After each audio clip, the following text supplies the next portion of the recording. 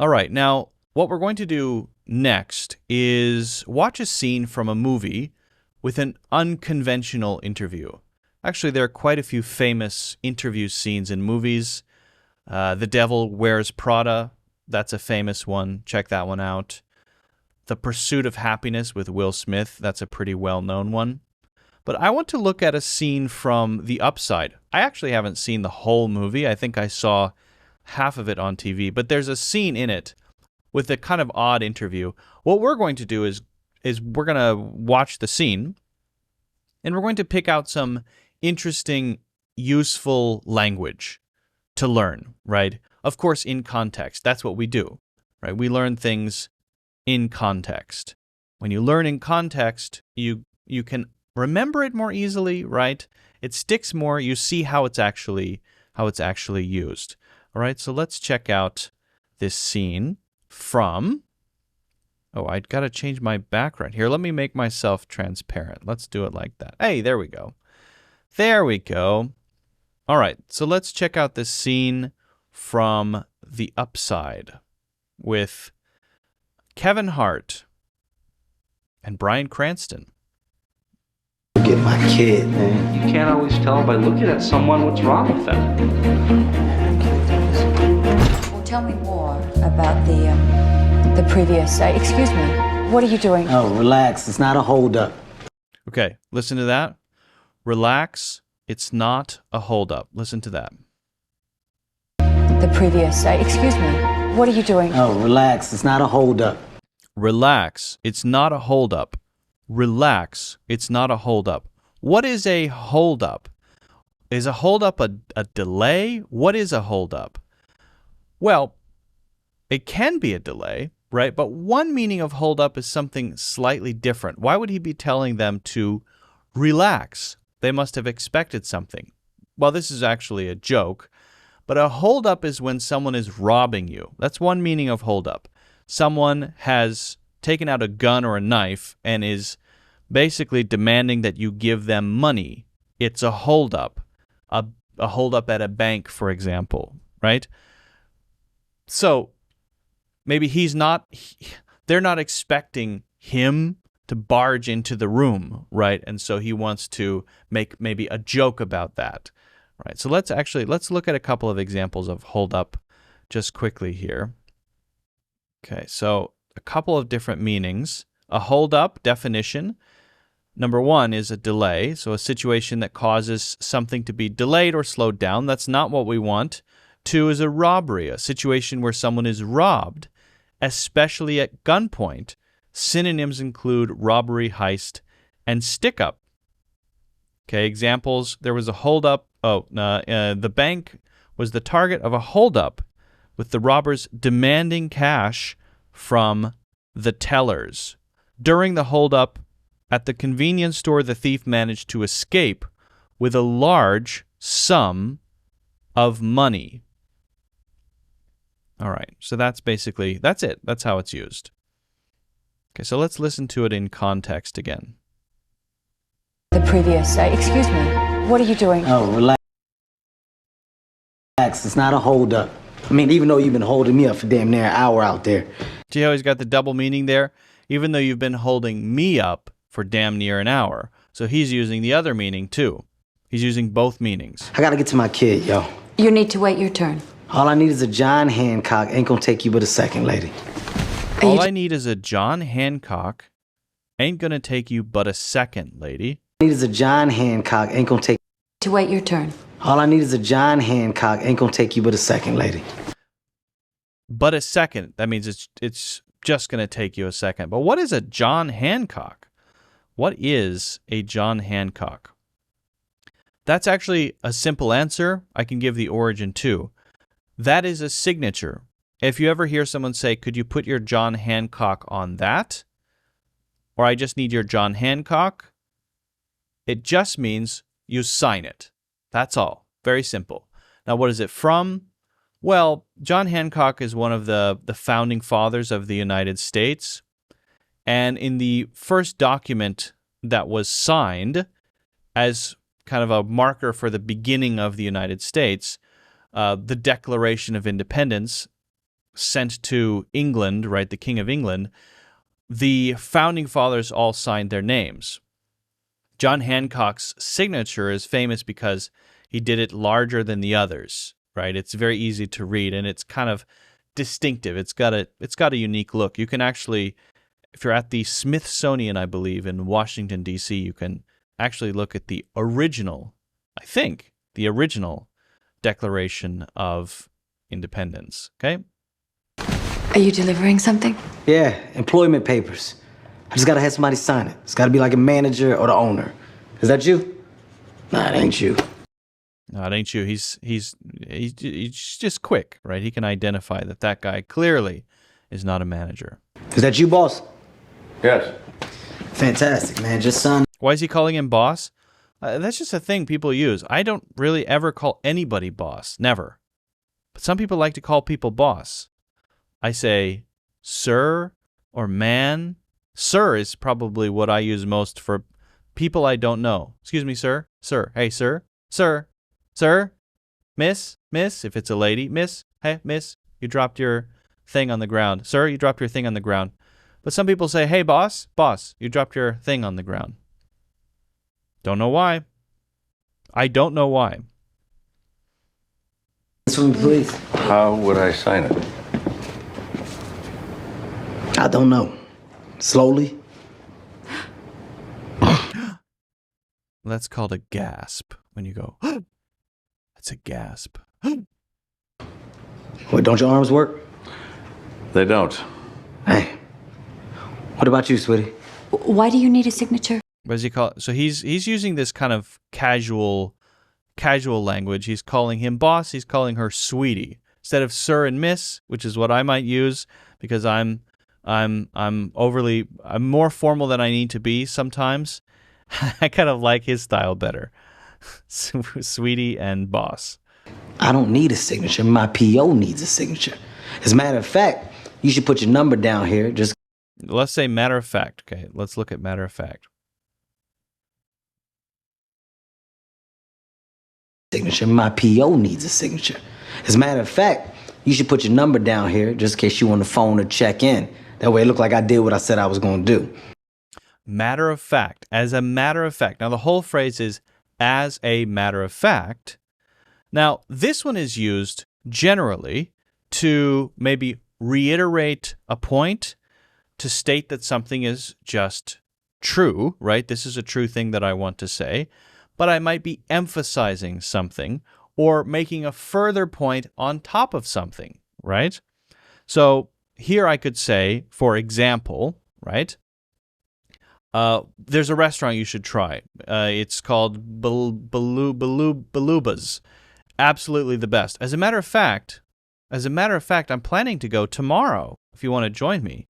So it's like saying, in addition to what I just said, there's another thing that I need to say now that furthers it in some way or is used as a sort of, hey, this is another point I need to make, right? Let's actually look that one up in ChatGPT as well. So we want to look up as a matter of fact. Okay. So as a matter of fact is a phrase used to introduce something that is true, often used to emphasize. It's like ChatGPT is taking its answers from me, honestly. Often used to emphasize a correct statement. Actually, in fact, to clarify or add information. Synonyms include actually, indeed, and in fact. She's not just a good cook. As a matter of fact, she's a professional chef. Okay.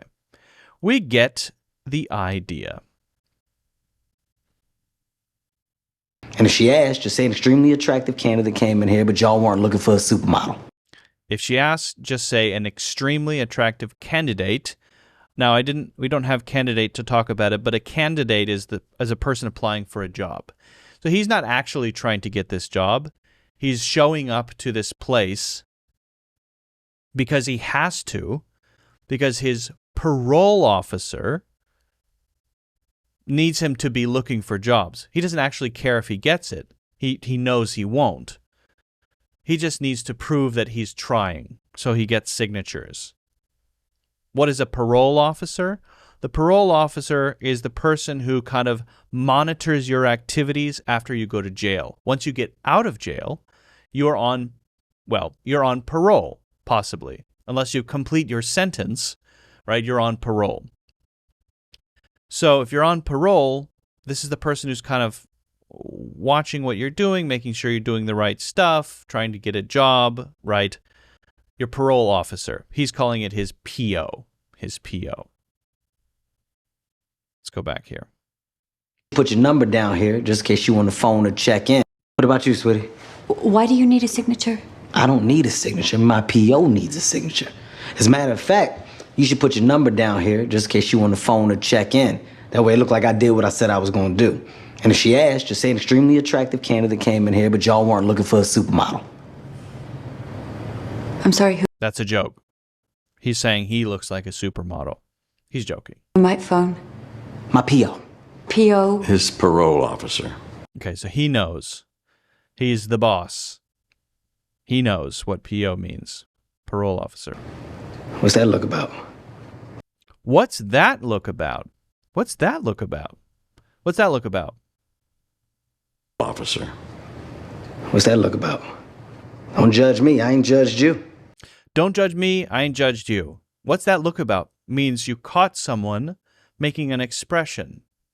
And you want to question them on that. You want to call them out a bit. Maybe you think that they think you said something strange. Maybe you think they're judging you. You see something on their face. What's that look about? For whatever reason. Maybe they're looking at a giraffe and they're looking at the giraffe like this. And you go, what's that look about? So you can use it for anything, but you're trying to understand, why do you have this expression on your face? I want to know. I want to know. What's that look about?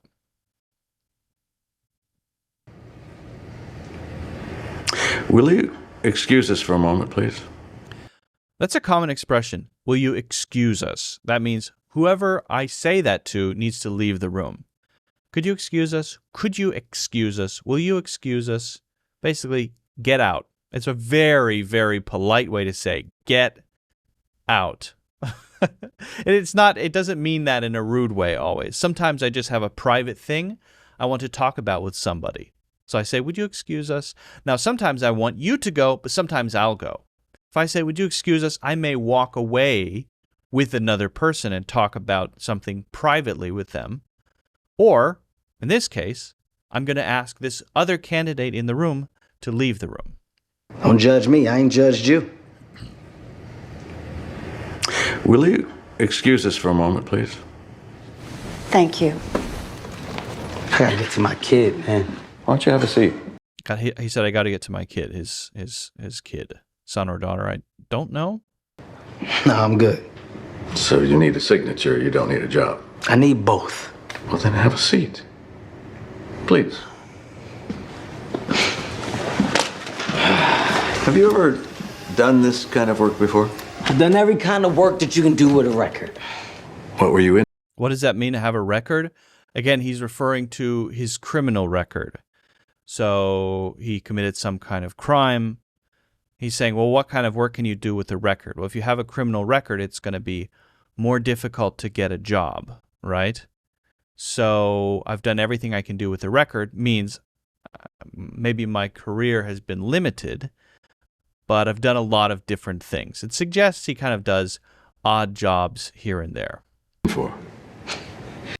Work that you can do with a record. Have you ever done this kind of work before? I've done every kind of work that you can do with a record. What were you in for? What were you in for? Is a way of saying, why did you go to prison? What did you go to prison for? What were you in for? You're not allowed to ask me that question in an interview. Says the Constitution. As a matter of fact, now that you asked me that Using a matter of fact again. question, you got to offer me the job.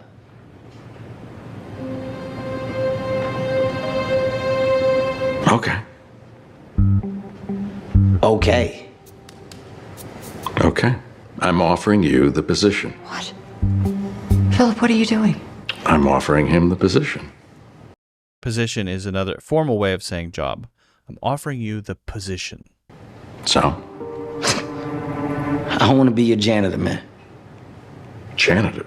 No, we're hiring a life auxiliary. What is that? He doesn't even know. I don't know what that is either. A life auxiliary. What is? I just wonder if ChatGPT knows what a life auxiliary is. They're going to say it in a second, but life auxiliary.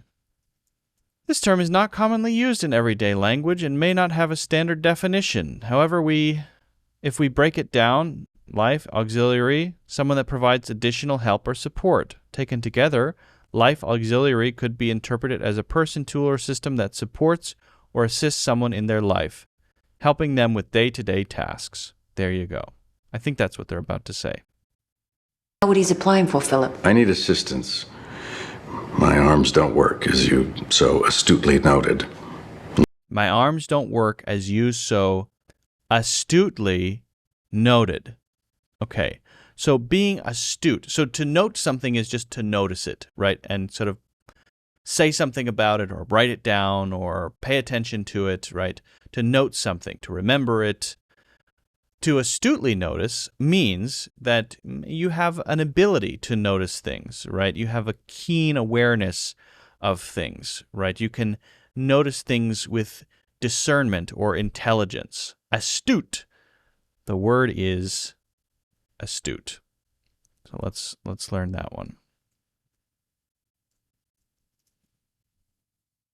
And this is just the adverb form. Astute is the having the ability to notice and understand things clearly, showing sharpness, cleverness in making decisions or understanding situations. It's like being very smart and perceptive, especially in practical matters. Synonyms include shrewd, sharp, perceptive. The astute businessman quickly recognized the opportunity and invested early in the startup. Okay. An astute observation. There's an intelligence. There's an ability to catch something or pick up on stuff that maybe others can't. My arms don't work, as you so astutely noted, nor do my legs. I can only move my neck. You can move your mouth. As can you. So what's that mean? I gotta carry you around or something? You'd have to transfer me to the chair, to my bed, to the car. There would be some travel if that interests you. It don't. Travel enough as it is. Took me an hour just to get here. Uh-huh. Okay. Look. I think your plantation is bananas, but unfortunately I don't want to be nobody's servant. So how about you just sign my paperwork and I think about your offer, okay? Well, we can't sign papers saying that you're looking for work if you're going to turn down the work I offered. Turn down means to refuse, to not accept it. We can't sign it if you're going to turn it down. So he's offering him the job, and he's saying, if you don't accept it, if you turn it down, then I can't sign it. Oops. My boo? Paperwork and I think about your offer, okay? Well, we can't sign papers saying that you're looking for work if you're going to turn down the work I offered. All right, I know you can't, but how about your boo? I know you can't, but how about your boo? So I can't sign it, but what about your boo? That's a way of saying a cute name for a romantic partner, often a girlfriend. It's sort of a cute name that you would give someone, like your sweetie, your honey. It's similar to that. It's a funny thing to say in this situation. My boo? Yvonne is not my boo. No. Are you Yvonne? Are you my boo? No, I'm not. Your boo. All right, so listen, why don't you take the night and think it over? Come back tomorrow morning, ready for work, or we'll sign the papers. I won't show you out. Yeah. Don't you get out. Show you out means when someone is leaving, I'll show you out is a polite, respectful thing to do. to take them to the door, even go outside a little bit as they leave. It's generally polite and respectful. He obviously can't do that because he is a quadriplegic.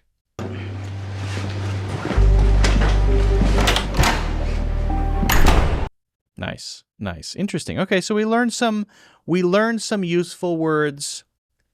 I recommend once you learn a word, try to put it in context for yourself, right? Look up more examples to really try to understand it, try to get a feeling for it, try to use it. Remember the original place you saw it, though. Always remember the original context, because that's your link to reality. And the best way to learn words and phrases is in a real life situation, in a real sentence, in a movie, for example. So we've just done that with a short clip. You can do that with every movie, every TV show you watch. Just write down a few things from, every few minutes or, from one episode. You don't have to be too intense. Make sure you note the context, though. That is very important.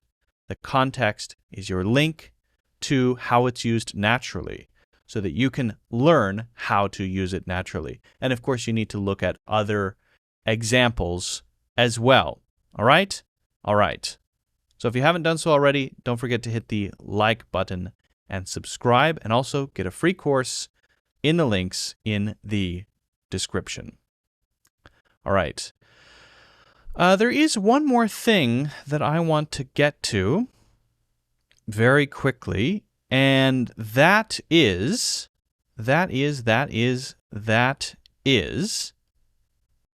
expressions that we can use to answer strengths and weaknesses. So let me get my board set up here. Expressions that we can use to answer strengths and weaknesses. Probably one of the most common questions in a job interview. What are your strengths and weaknesses? Or sometimes two separate questions. What are your strengths? What are your weaknesses? Right? But it's a question that I tend to get a lot, and it's normal, it's natural to want to understand how to answer it, right? So let's go through a few phrases that we can use. We'll talk about how we can use them. A few tips maybe just to keep in mind. One is these should be real things about you. When you're answering the strengths and weaknesses question or questions, you need to give real answers. Right? So again, don't say what you think they want to hear. And don't give a fake weakness or something. And don't give answers that just say what it is without some kind of demonstration. Show, don't tell. That means for everything you say, give an example. Talk about something that you really did, something that you are currently doing, right? That is show, not telling. You're telling a story. That allows them to see it in a different way. The strengths need to be related to the role. So don't say, I can drink a whole beer in 3 seconds. That might be a strength, but that's not relevant to the role. So think about what your strengths are and make sure the ones that you choose are relevant to the role you're applying for. And then for the weaknesses, I would just recommend this. They should be real weaknesses, but make it weaknesses that you're working on or you're working to improve, or you have a willingness to improve. Don't say I'm addicted to drugs and that's just who I am. Probably not a good idea. But you might say something that is true about you that you would like to improve, that you're actively working on, especially if you've already made some progress on it. That shows that you're willing to address, to deal with the things that you're weak on, right? And that's obviously a very good thing. That's something that you want to do. So let's write down first some of the phrases that we can use for these, and we're going to start with strengths. Okay, we'll start with strengths. We might say, I generally do well in. I would recommend being cautious about overconfidence, right? So don't say, I'm the best at this. I generally do well in, I don't know, maybe situations where I need to bring in different people with different skill sets and get them to work together. Maybe that shows management skills. For example, last year when I was then you tell a story, right? Maybe a little social proof. This can be helpful. So social proof is when you explain something from other people's point of view. So here you might say, my colleagues would, missing an L, would say, my colleagues would say. So it's not what I would say, but if you were to call each of my colleagues and ask them, they would say, maybe I'm really good at thinking outside the box. And then you, again, give an example. Always make it real with real examples. I like this phrase, a knack for. I have a knack, K-N-A-C-K, a knack for maybe, I don't know, working with contractors and getting them to be motivated and aligned. That might be something that shows organization skills. We could say, I tend to excel at, well, let's say, simplifying complex processes. Often the work that we do is very complicated, and when we're talking to management or leadership, they sometimes want to get the general idea or the main vision without understanding the technical details, or without needing to know the technical details. And some of my colleagues struggle to translate. I'm really good at simplifying these complex topics so that everyone is on the same page and can kind of understand what is going on, right? One thing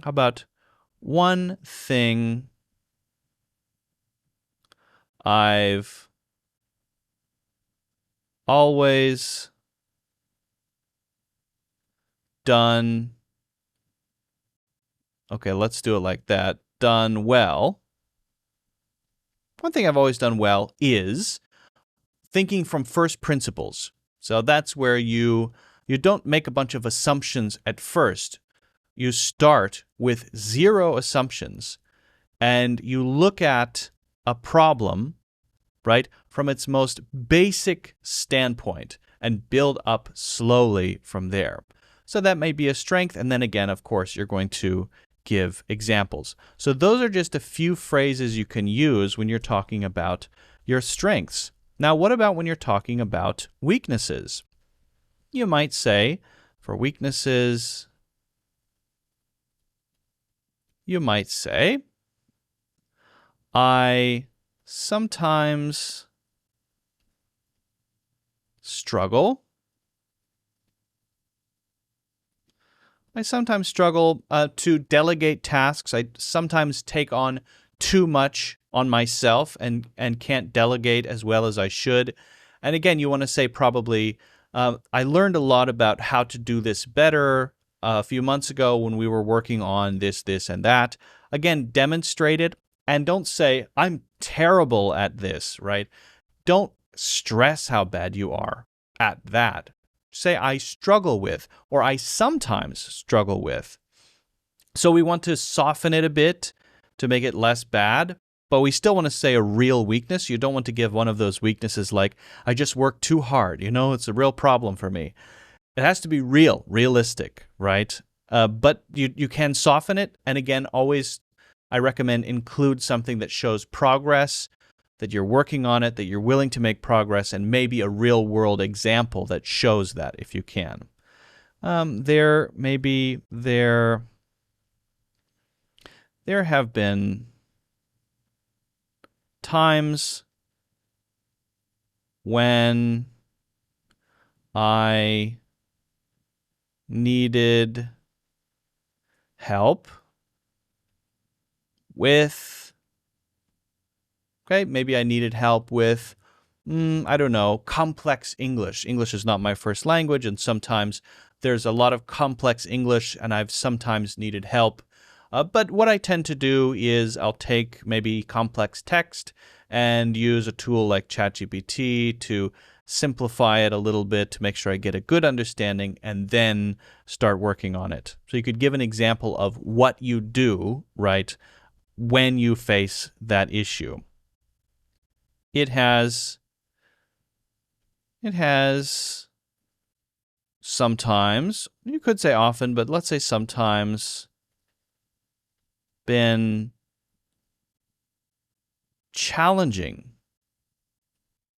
to maybe work in an isolated environment. I really get a lot of energy from a team that I'm working with, and there have been times when I struggle when I have to work completely on my own. You can say I can work, but it's often hard for me to maintain my focus and enthusiasm because I draw so much energy from the team.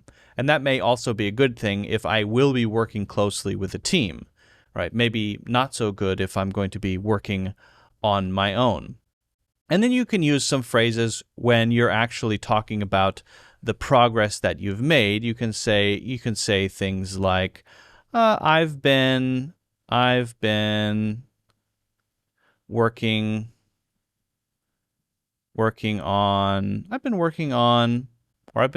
at, you can use either one, or I've made a lot of progress. I've made a lot of progress with maybe skills that you're lacking, things you want to improve, and things that you are improving. English, presentation skills, things like that, okay? So those are some common phrases that you can use to answer the strengths and weakness question or questions. Again, you want to be real. You want to share real things, give real answers, show, don't tell if you can, right? For these, you want to connect them to the role if possible. Don't choose ones at random. Really think about which ones you want to share. For weaknesses, you can think about softening them a little bit and making sure that you're showing progress on improving whatever weakness you have, okay? So let me know if you have any questions. This, I think, is useful, but doesn't cover everything. If you have any questions, let me know if you haven't done so already. Don't forget to hit the like button and subscribe. Get a free course in the links in the description. If you want to check out the interview course, you can do that. Also in the links in the description. Join the Discord. Have a fantastic weekend, or whatever. I hope you have a good one, and I will see you in the next one. Bye.